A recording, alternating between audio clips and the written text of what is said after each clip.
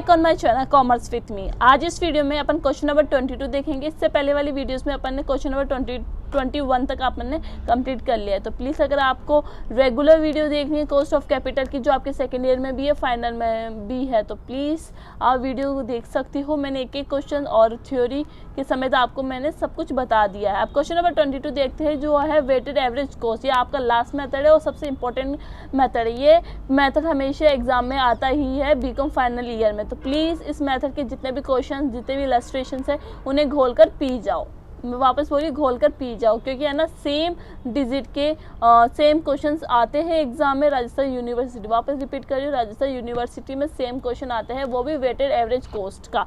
तो अब question number 22 देखते हैं। क्वेश्चन नंबर 22 थोड़ा ट्रिकी होने वाला है, पर मैं आपके लिए अवेलेबल हूँ, आपको अच्छी तरह समझा के ही जाऊँगी। तो क्वेश्चन नंबर 22 देखते हैं कि कैपिटल स्ट्रक्चर गिवन है आपका राम लिमिटेड कंपनी की। आपको राम लिमिटेड कंपनी की आपकी क्या दे दी, कैपिटल स्ट्रक्चर दे दी कि उसके पास क्या इक्विटी शेयर है 4 लाख के है, डिबेंचर है उसके पास 2,50,000 के। अब देखो आगे प्रेफरेंस शेयर आते हैं। प्रेफरेंस शेयर है उसके पास 2,50,000, रिटेन अर्निंग है उसके पास 1 लाख का, टोटल उसके पास 10 लाख का क्या है, कैपिटल है उसके पास। ठीक है, अब कंपनी है वो क्या करती है, 20 रुपये अर्न करती है एक शेयर पे। जो भी इक्विटी शेयर है उसके एक शेयर पे 20 रुपये अर्न करती है, और वो टैक्स देती है कितना, 50% टैक्स देती है, और पर्सनल टैक्स भी है उसके पास कितना, 25%।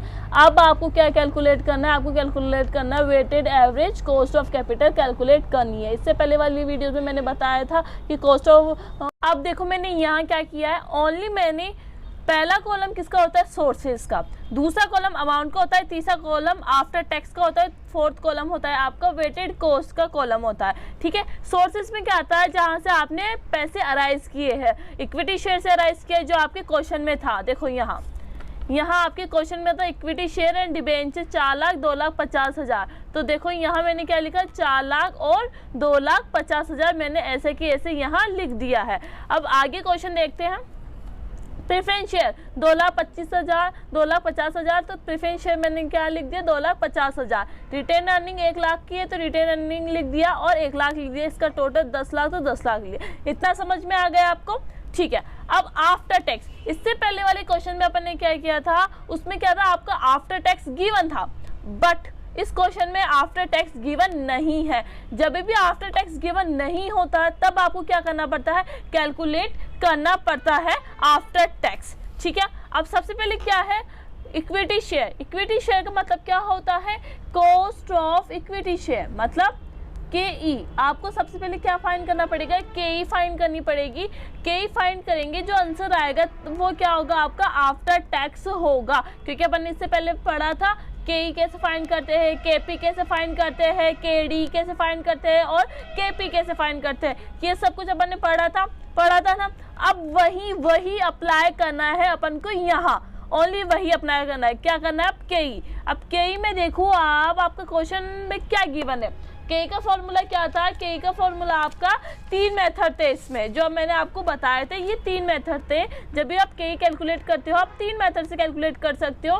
पहला मेथड ये, सेकंड मेथड और थर्ड मेथड।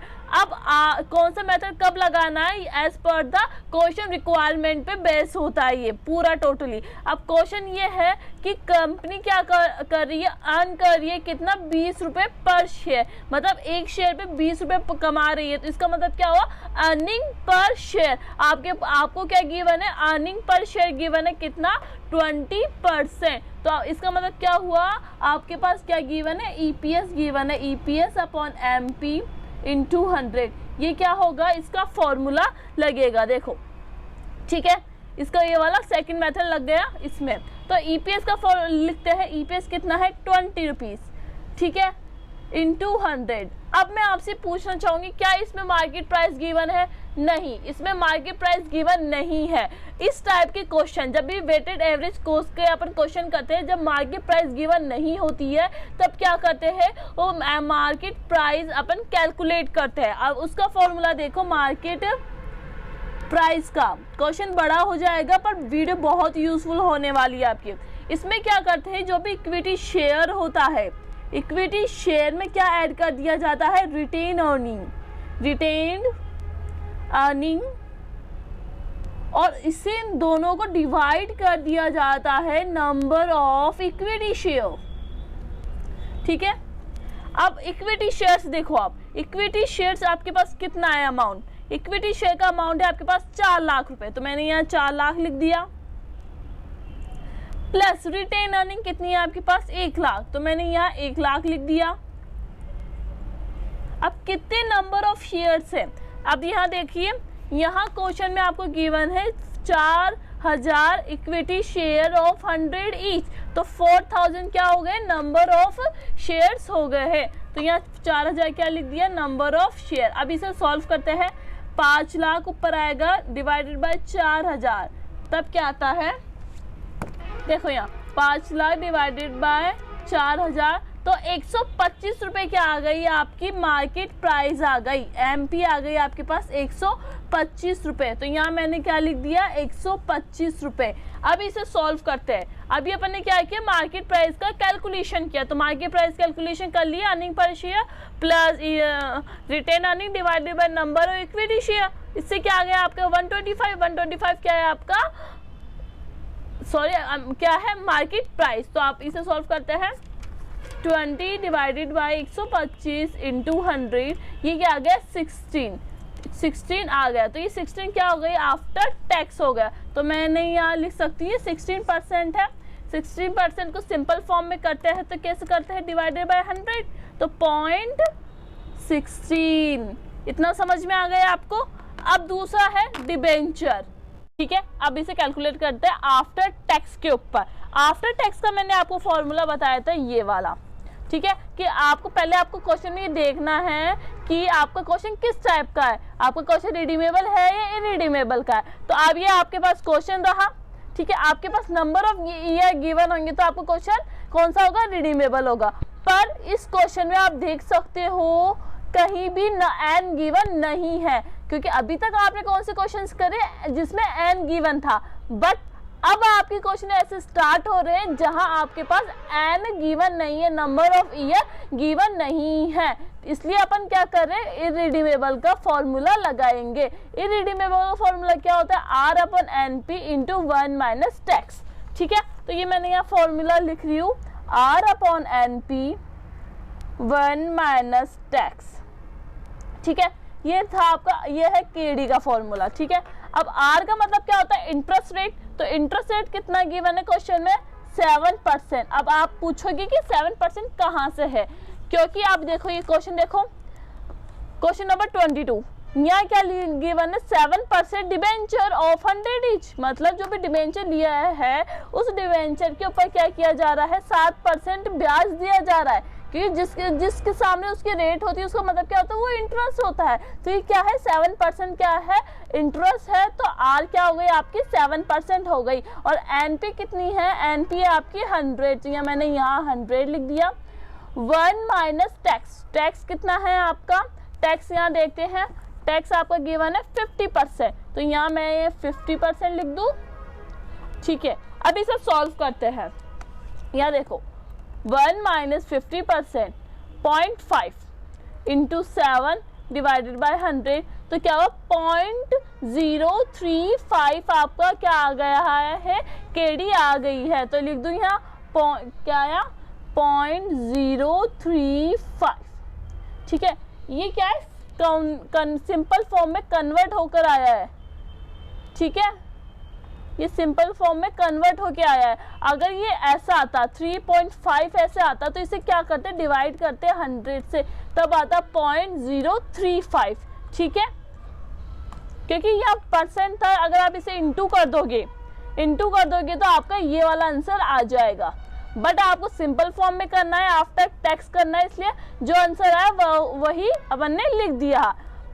प्रेफरेंस शेयर्स अब देखते हैं प्रेफरेंस शेयर क्या बोल रहा है, कि आपको प्रेफरेंस शेयर का भी क्या निकालना है, आफ्टर टैक्स निकालना है। तो प्रेफरेंस शेयर का फॉर्मूला क्या था, ये था। ठीक है, इसमें आपको पहले आपको फाइंड करना है कि आपका क्वेश्चन किस टाइप का, रिडीमेबल है या इररिडीमेबल है। ऑफ कोर्स ये एन गिवन नहीं है तो इररिडीमेबल है वो, एन गिवन होता तो रिडीमेबल होता वो। ठीक है, तो इसका फॉर्मूला क्या है, R upon N P into 100। क्या है ये, R upon N P into 100। ये क्या है, केपी का फॉर्मूला। तो मैं यहाँ लिख दूं केडी का फॉर्मूला, देखो R upon N P into 100, R upon N P into 100। ये क्या हो गया, केपी का फॉर्मूला हो गया। ठीक है, इसमें करेक्शन कर लो कि यहाँ आर नहीं आता, यहाँ आता है डी आता है। मतलब तो वही होता है पर यहाँ यूज में डी लिया जाता है, तो यहाँ डी आएगा, D upon N P into 100। ठीक है, एन पी इंटू डी का मतलब क्या होता है, वही इंटरेस्ट रेट। जैसे प्रेफरेंस शेयर पे कितना इंटरेस्ट रेट है, 9% इंटरेस्ट रेट है, तो ये क्या हो गया अपना 9 हो गया। एन पी कितना है आपका 100, तो यहाँ मैंने 100 लिख दिया, इंटू 100 लिख दिया मैंने, तो क्या आ गया आपका आंसर 9%। अब इसे सिंपल फॉर्म में कन्वर्ट करेंगे तो क्या आ जाएगा 0.09। तो मैंने यहाँ लिख दूँ 0.09। ये क्या आ गई आपकी प्रेफरेंस शेयर आ गई। अब लास्ट बचता है आपका रिटेन अर्निंग। रिटेन अर्निंग का फॉर्मूला मैंने आपको बताया था, या आपको याद भी होगा। तो K R is equal to 1 minus T P upon, यहाँ लिख देती हूँ मैं, के आर इज इक्वल टू के ई 1 minus T P upon 1 minus brokerage. ये मैंने के आर का फॉर्मूला बताया था। अभी अपन ने के ई फाइंड की तो कितना आया 16%। ठीक है, 1 माइनस टीपी, टीपी क्या है पर्सनल टैक्स रेट। टीपी का मतलब क्या होता है पर्सनल टैक्स रेट, वो कितना है 25%। तो यहाँ लिख दिया 25% मैंने यहाँ लिख दिया। अब यहाँ ब्रोकरेज रेट गिवन नहीं है। जब भी ब्रोकरेज रेट गिवन नहीं होती है तब अपन ये लिखते नहीं है। अभी से सॉल्व करते हैं। 1 माइनस 25% 0.75 इंटू 16, तो क्या आ रहा है आंसर 12%। तो यहाँ लिख दूँ मैं 12%, यहाँ लिख दिया। अब इसे सिंपल फॉर्म में करेंगे तो 0.12, तो यह मैं लिख देती हूँ 0.12। अब समझ में आ गया कैसे किया अपन ने अभी इक्विटी शेयर का फाइंड किया, डिबेंचर का अलग फाइंड किया, प्रेफरेंस शेयर का अलग फाइंड किया, रिटेन अर्निंग का अलग फाइंड किया है। ठीक है, ये क्या हो गई आपकी W, ये आपकी हो गई X। ठीक है, ये क्या हो गई WX। अब इसका फॉर्मूला था किसका, KW का, मतलब कॉस्ट ऑफ वेटेड एवरेज का था sigma WX upon sigma W, ये फॉर्मूला था। अब इसको इंटू करके यहाँ लिखेंगे जो अपन ने पहले किया था, 4 lakh into 0.16 64,000, 2,50,000 into 0.035 8750, 2,50,000 into 0.09 22,500, 1 lakh into 0.12 12,000। ठीक है, वीडियो बड़ी है पर बहुत यूजफुल है, तो प्लीज अगर आप ये मेथड समझ जाओगे, यहाँ कोई भी डाउट है कमेंट में बताइए। अगर आप समझ जाओगे इस मेथड को तो आप इजीली इस क्वेश्चन को कर सकते हो। अब मैंने यहाँ क्या किया, मैंने इसको इंटू करके यहाँ लिखा, इसको इंटू करके यहाँ लिखा, इसको इंटू करके यहाँ लिखा, इसको इंटू करके यहाँ लिखा। अब क्या करेंगे, इसका टोटल करेंगे। जैसे 64,000 प्लस 8750 प्लस 22,500 प्लस 12,000, तो क्या आ गया 1,07,250। क्या आ गई आपकी सिग्मा WX। अब सिग्मा W क्या है आपका 10 लाख। ठीक है, 10 लाख। अब इसे सॉल्व करेंगे,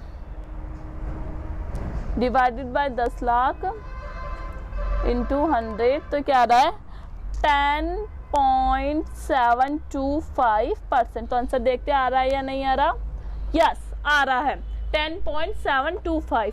ठीक है, अगर मुझसे कोई भी गलती हो तो प्लीज़ कमेंट में बताना, क्योंकि मैं पहले सॉल्व नहीं करती हूँ, आपके सामने ही मैं जैसे मुझे आता मैं आपको समझाने की पूरी कोशिश करती हूँ। ठीक है, अगर फिर भी आपको कोई डाउट है तो प्लीज़ प्लीज़ प्लीज़ कमेंट में ज़रूर लिखना। और मैं आपको बता दूँ बहुत इंपॉर्टेंट क्वेश्चन है ये, इसे आप 3 बार ज़रूर निकालना हो सके तो। ठीक है, और इलस्ट्रेशन आप करने की कोशिश करो, कोई भी डाउट है तो मुझसे पूछो। एंड नेक्स्ट वीडियो में अपन क्वेश्चन नंबर 23 करेंगे। ठीक है,